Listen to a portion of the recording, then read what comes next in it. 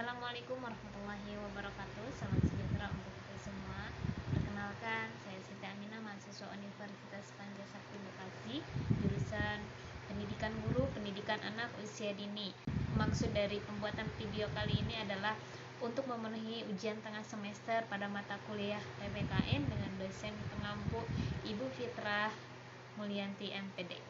Baik, pada kesempatan kali ini saya akan menjelaskan mengenai identitas nasional. Apa itu identitas nasional? Identitas nasional adalah kepribadian nasional, jati diri nasional yang dimiliki oleh suatu bangsa yang membedakan antara bangsa yang satu dengan bangsa yang lainnya. Adapun pembentuk identitas nasional itu yang pertama ada faktor objektif, faktor subjektif, faktor premier, faktor pendorong, faktor penarik, dan faktor reaktif. Nah, baik yang pertama ada faktor objektif. Apa sih yang dimaksud dengan faktor objektif itu? Faktor objektif ini meliputi faktor geografis dan demografis. Nah, kondisi geografi yang membentuk Indonesia sebagai negara kepulauan yang memiliki iklim tropis. Nah, Indonesia juga terletak ya di wilayah Asia Tenggara. Nah, hal ini mempengaruhi kehidupan ekonomi, sosial, dan budaya bangsa Indonesia. Nah, yang kedua ada faktor subjektif. Nah, faktor subjektif ini meliputi faktor sosial, politik, kebudayaan, dan juga sejarah Indonesia. Nah, baik yang ketiga ada faktor premier. Faktor premier ini meliputi etnis, teritorial, bahasa, dan juga agama. Nah, di Indonesia sendiri merupakan bangsa yang memiliki berbagai macam budaya dan bahasa. Meskipun unsur tersebut berbeda-beda dan memiliki ciri khas masing-masing, namun hal tersebut bisa menyatukan masyarakat menjadi bangsa Indonesia. Nah, yang selanjutnya ada faktor keempat yaitu faktor pendorong. Nah, faktor ini meliputi komunikasi dan teknologi seperti lahirnya angkatan bersenjata dalam kehidupan negara. Dalam hubungan ini, ilmu pengetahuan dan teknologi itu dalam suatu bangsa merupakan identitas nasional yang dinamis. Nah, yang selanjutnya faktor kelima yaitu faktor penarik. Nah, faktor penarik ini meliputi bahasa, birokrasi yang tumbuh dan dari sistem pendidikan. Nah, bahasa Indonesia merupakan bahasa yang sudah ditetapkan menjadi bahasa nasional dan kesatuan nasional. Nah, masing-masing suku yang ada di Indonesia ini masih tetap menggunakan bahasa daerahnya masing-masing. Nah,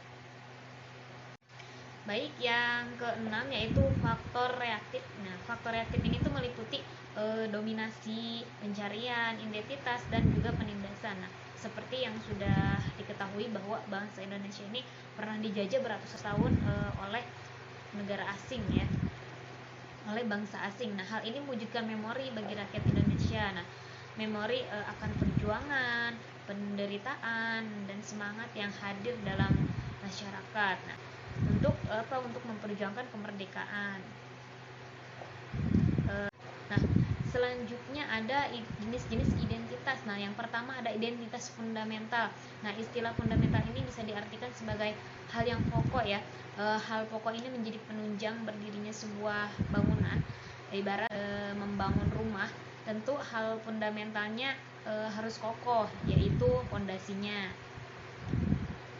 Yang kedua ada identitas instrumental. Nah, istilah instrumental bisa diartikan sebagai alat atau media. Nah, identitas instrumental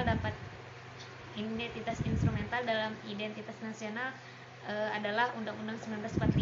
Di dalam Undang-Undang 1945 sudah terdapat aturan mengenai instrumen. Yang ketiga adalah identitas alamiah. Nah, selain identitas fundamental dan instrumental, ada juga nih identitas alamiah. Nah, berbeda dengan kedua identitas sebelumnya, identitas yang satu ini merupakan bersifat alami. Hal yang alami ini tercipta dari kuasa Tuhan Yang Maha Esa. Nah, identitas alami meliputi negara Indonesia yang berbentuk kepulauan dengan jumlah ribuan. Nah, baik pada pembahasan terakhir yaitu ada unsur-unsur pembentuk identitas nasional. Yang pertama ada bendera Indonesia yaitu bendera merah putih, dan yang kedua ada bahasa Indonesia yaitu bahasa kesatuan, yang ketiga ada lambang negara Indonesia Indonesia. Keempat ada semboyan bangsa Indonesia yaitu Bhinneka Tunggal Ika. Yang kelima ada lagu kebangsaan Indonesia yaitu Indonesia Raya. Yang keenam ada falsafah negara. Yang ketujuh ada sistem Indonesia, dan yang kedelapan ada konstitusi negara Indonesia. Yang kesembilan bentuk negara Indonesia.